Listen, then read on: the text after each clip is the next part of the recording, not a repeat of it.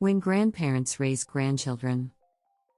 With the first of the baby boomers turning 60 this year, the nation is beginning to see the effects of its aging population, and with the average life expectancy extending to nearly 78, those approaching retirement must plan ahead financially, emotionally, and physically.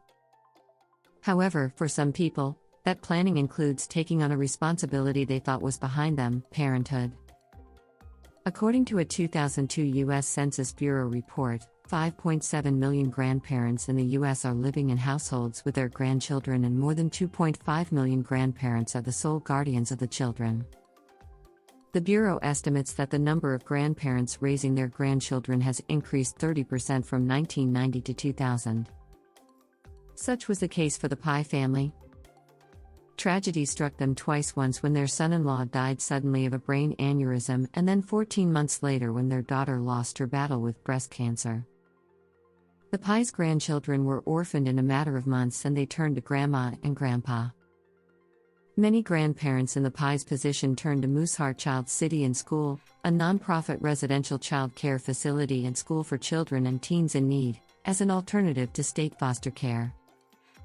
Families, many of whom are grandparents, work with us because we provide a nurturing home and a solid education, explains Scott Hart, the nonprofit's administrator. It's a difficult decision. But students thrive in our community because we encourage them to reach their fullest potential, he says. Mooseheart is funded through monies raised by the 1.3 million members of the Moose organization, and it accepts applications from all families with children in need. Hart says the children living in the Mooseheart community learn that from hardships come triumphs. It's a lesson the Pai family learned as well.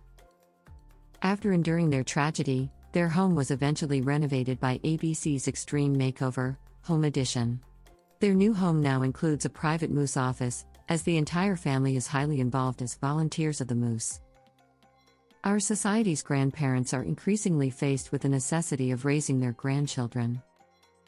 They need to understand that they're not in this alone, encourages Hart.